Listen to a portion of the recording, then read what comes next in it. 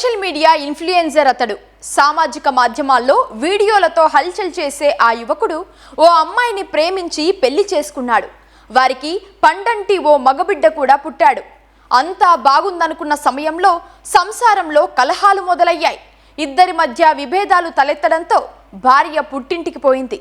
భార్య దగ్గరకు వచ్చి గొడవ పెట్టుకున్న ఆ భర్త కొన్ని గంటల్లోనే ఊహించని రీతిలో రక్తపు మడుగులో విగత జీవిగా మారాడు. ప్రాణాలు తీసింది పాత శత్రువులు కాదు, సుపారీ గ్యాంగులు అంతకన్నా కాదు. మరి ఆ ఇంట్లో నెత్తుటేరులు పారించిందెవరు? పోలీసులు ఏం చెబుతున్నారు? ప్రేమ గుడ్డిదంటారు, కాని పగ ప్రతీకారం అంతకంటే గుడ్డివని ఎన్నో ఘటనలు నిరూపిస్తూనే ఉన్నాయి. మనుషులు మృగాలుగా ఎలా మారుతారో చెప్పడానికి మన సమాజంలో రోజూ వెలుగు చూస్తున్న ఎన్నో నేరాలే సజీవ సాక్ష్యాలు. కంటికి రెప్పలా చూసుకోవాల్సిన బంధుత్వాలే నెత్తురు తాగే రాబందుల్లా మారి ప్రాణాలు బలి తీసుకుంటున్న ఉదంతాలు కోకొల్లలుగా జరుగుతున్నాయి. పగ ప్రతీకారం ఈ రెండూ మనిషిని ఎంతటి కిరాతకానికైనా ఉసుగొల్పుతాయి. మనసులో కక్ష పెంచుకుంటే తోడుగా నిలవాల్సిన బంధాలే నెత్తురు తాగే రాబందుల్లా మారుతాయి. ప్రేమించి పెళ్లి చేసుకున్న పాపానికి ఓ యువకుడు దారుణ హత్యకు గురయ్యాడు. హైదరాబాదులోని గోల్కొండ ప్రాంతంలో పట్టపగలు జరిగిన హత్య స్థానికంగా తీవ్ర కలకలం రేపింది.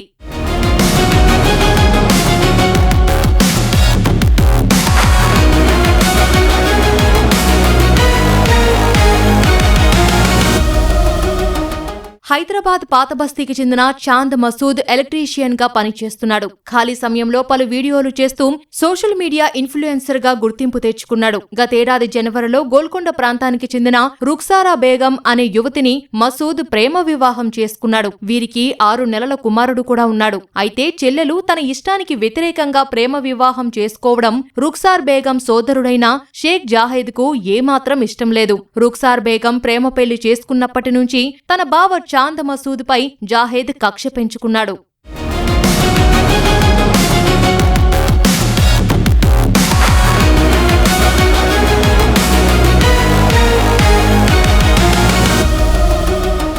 కొన్నాళ్లకు భార్యాభర్తల మధ్య తరచూ గొడవలు జరుగుతున్నాయి. ఈ క్రమంలోనే భర్తతో విభేదించిన రుక్సార్ బేగం ఇటీవల గోల్కొండ కుమ్మర్వాడిలో ఉన్న తన పుట్టింటికి వచ్చేసింది. దీంతో చాంద్ మసూద్ అత్తగారింటికి వెళ్లి తన భార్యతో గొడవ పడ్డాడు.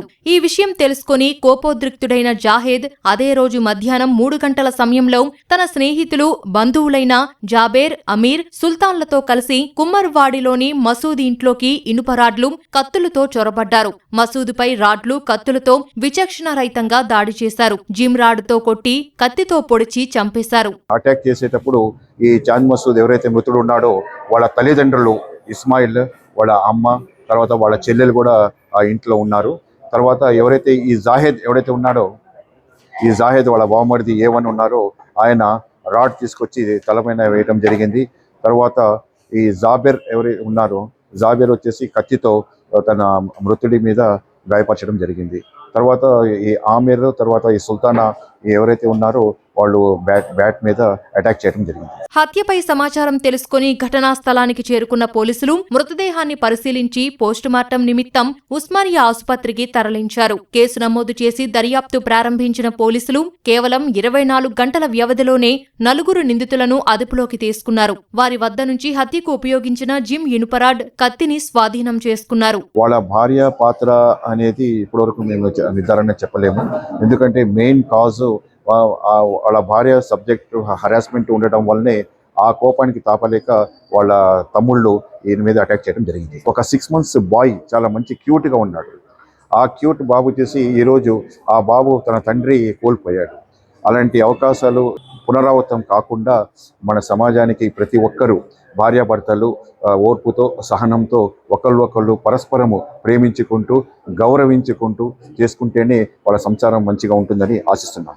4 నిందితులను రిమాండ్కు తరలించిన పోలీసులు క్షణికావేశంలో ప్రజలు నేరాలకు పాల్పడొద్దని సూచించారు. పగ, క్షణికావేశం ఒక నిండు ప్రాణాన్ని బలి తీసుకోగా ఒక బిడ్డకు నాన్నను దూరం చేసింది.